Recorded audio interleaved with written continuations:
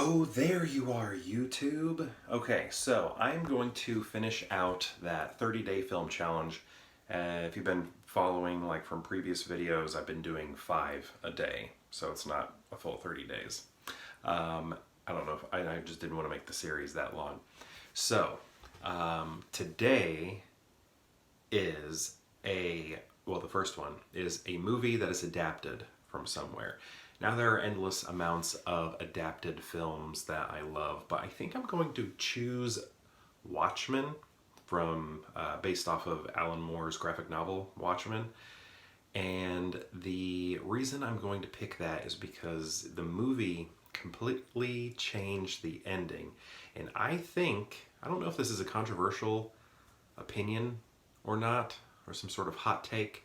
Maybe maybe a lot of people feel this way, but I think the movie ending is better than the book ending.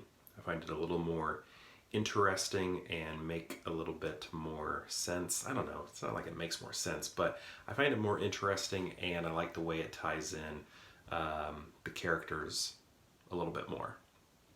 Don't want to spoil too much, but yeah, it's I don't know. Interesting is such a boring word. What else could I say? I don't know. It weaves in a character in a more serious way than the book does, I would say. So, or more.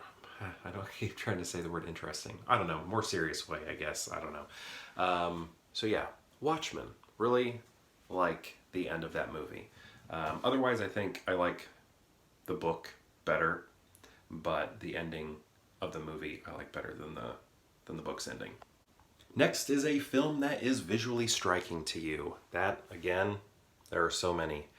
I'm having a tough time choosing between Blade Runner 2049 or I can't choose The Assassination of Jesse James by the Coward Robert Ford because I had already done that.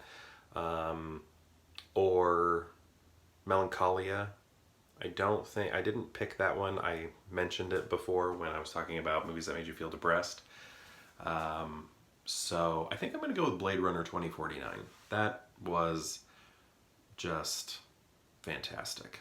I mean, visually, I felt like I was just kind of, I don't know, the atmosphere of it. You just kind of get sucked in, become a part of it. I feel like I turn into, I don't know, water particles and just become a part of the moisture that's in that air, if that makes any sense. I don't know, that just popped into my head, and I just feel like I'm one with that atmosphere as I'm watching it.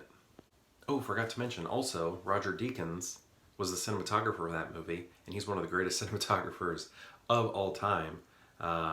Maybe the best living cinematographer, and he won an Oscar for that. His first Oscar, which is weird because like he'd been nominated so many times and deservedly so, and in a lot of those cases probably deserved the win, but that was his first win, so that was pretty cool. And then he won again for 1917. The ceremony was this year, but for movies of last year.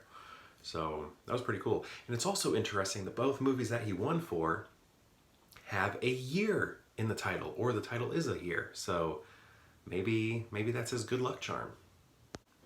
Next is a film that made you feel uncomfortable. I have to say, Human Centipede 2.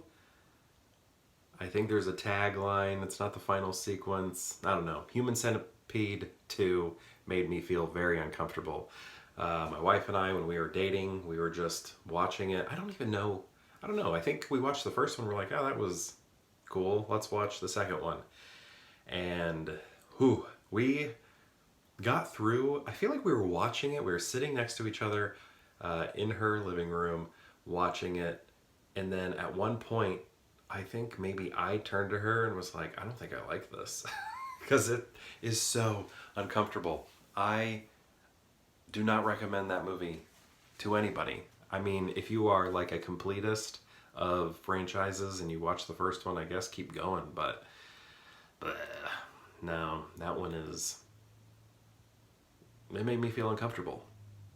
Next is a movie that makes me want to fall in love. Now I have to go back to, junior high, high school age, and in order to, find this movie. And I'm going to go with Can't Hardly Wait, because Ethan Embry, I don't know, I felt like I was him. He kind of like had this crush on a girl, didn't let anybody know about it. I guess one person knew about it, but didn't let the crush know. And I don't know, I really liked his energy in that movie. I like Ethan Embry in pretty much anything I've ever seen.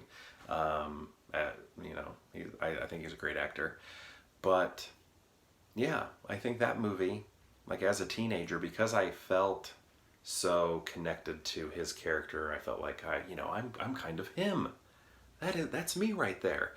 And the whole time he's kind of like, oh man, tonight's the night. I'm gonna say something. I've pined over this person, or I don't know if pine's the right word, but I crushed on this person for so long, and I chickened out every time. Tonight's the night I'm gonna say something.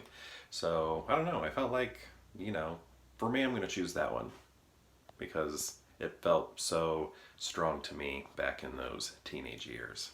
And the final prompt, the ending prompt for the 30-day film challenge is your favorite movie ending. So pretty fitting, right? To end it with a prompt about a movie ending. And there are a lot you could choose from. I really like the ending of Rudy. I like the ending of so many movies. But I think maybe one of my favorites is Homeward Bound. When Sassy comes over that hill. When Chance comes over that hill. After both of them over that hill, we're waiting on Shadow. We don't know if we're going to see Shadow. But then what do we see?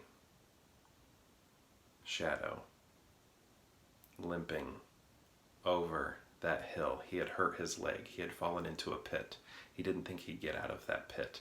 We did not think he was going to see Peter ever again. We didn't think Peter was ever going to see Shadow again. And they met up. They saw each other again. That is cinema. I want to thank you for the peer hangout today. Maybe I'll see you tomorrow.